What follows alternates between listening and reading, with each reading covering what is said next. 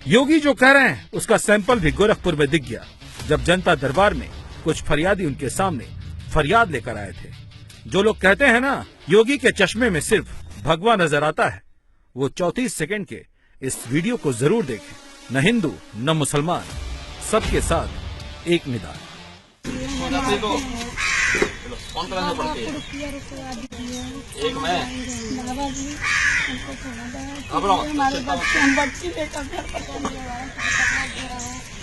बच्चे हैं हमारे, कहाँ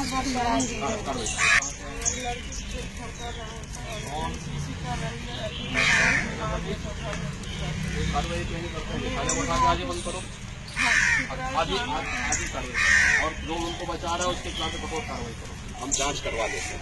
ऐसे नहीं है तो श्रीनगर का मामला कहाँ से आए हैं?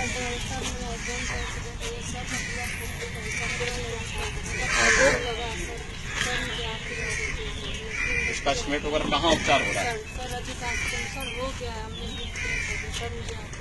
उसको देखेंगे जब स्टेट बना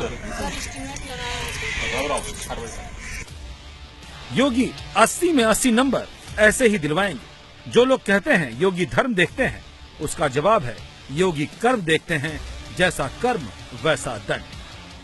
और ये सब कुछ दिनों में सबने देखा है, चाहे वो कानपुर की बात हो, सुल्तानपुर की बात हो, आजमगढ़ की बात हो, आगरा या झांसी की।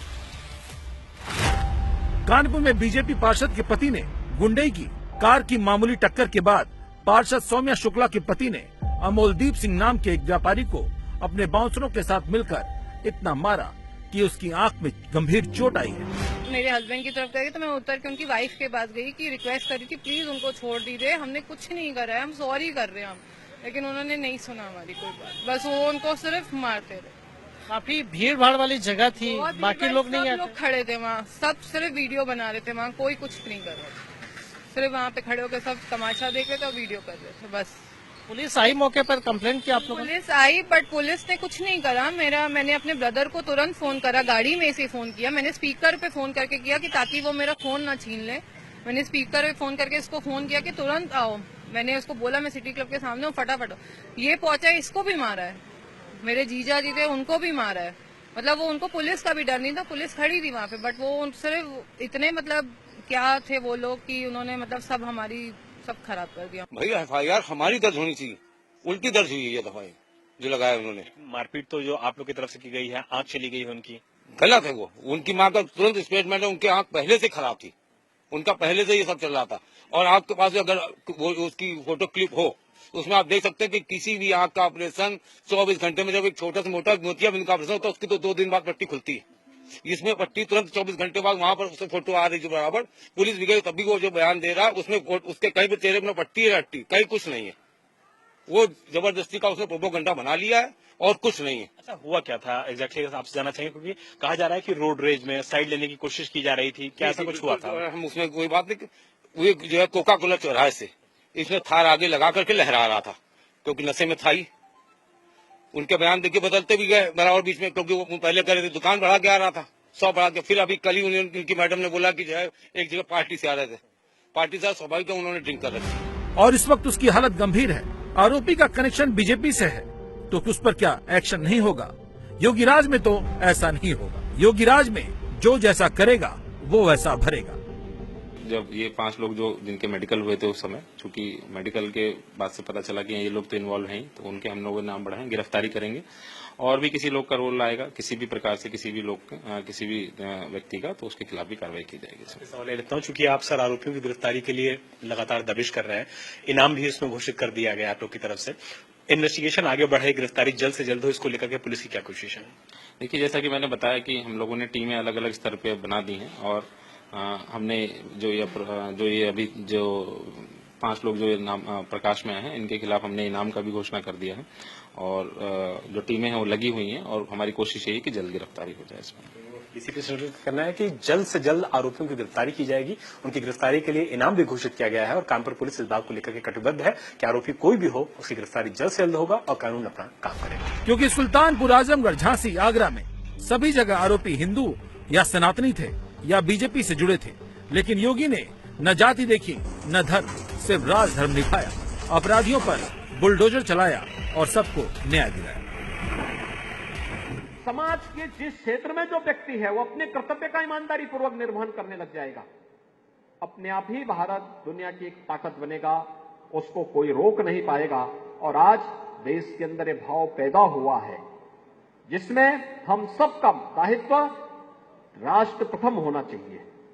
राष्ट्र प्रथम, हमारा मत या मजहब इसके बाद, हमारा परिवार उसके बाद, हमारा स्वयं का अधिकार उसके बाद चौथे नंबर पर इसका नंबर आएगा।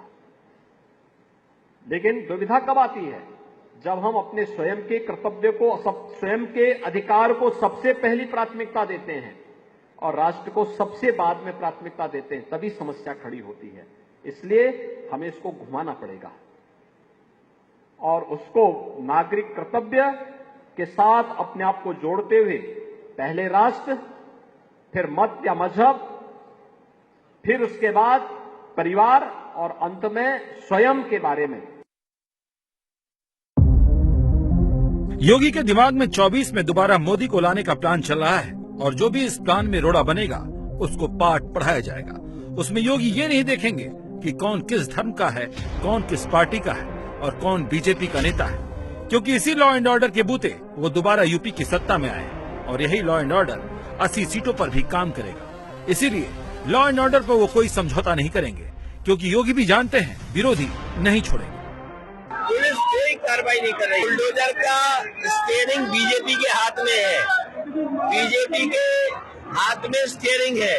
और जब कभी भी बीजेपी के लोग फंसने लगते हैं तो बुलडोजर की चाबी खो जाती है, लाइसेंस गायब हो जाता है, इसे चलाने वाले नहीं मिलते हैं। बीजेपी के ही लोग हैं और जहाँ भी जमीनें हड़पी जा रही हैं, जमीनों के विवाद है, इस तरह के जमीन या हत्या में बीजेपी के लोग शामिल रहते हैं।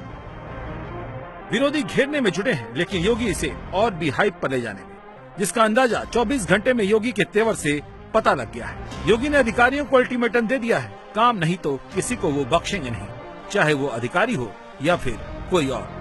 मोदी 24 के लिए जो बिसात बिछा रहे हैं, योगी उसी हिसाब से काम कर रहे हैं, वो चाहे बात कर्म की हो या फिर धर्म की।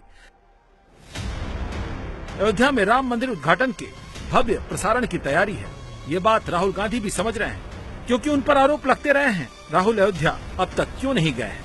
अब खबर आई है कि राम मंदिर के मुख्य पुजारी सत्येंद्र दास से राहुल गांधी के सलाहकार और राजीव गांधी फाउंडेशन के सीईओ विजय महाजन 1 हफ्ते पहले मिल चुके हैं।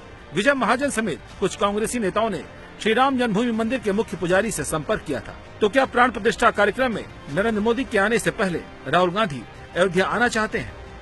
भगवान राम लला का भव्य मंदिर बन गया है और वहाँ पर प्राण प्रतिष्ठा होने के बाद भगवान को स्थापित किया जाएगा और इसकी सूचना किसी न किसी माध्यम से देश विदेश सभी जगह किया गया है कि अधिक से अधिक लोग आवें और रामलला का दर्शन करें, चाहे वादी हो चाहे प्रतिवादी हो।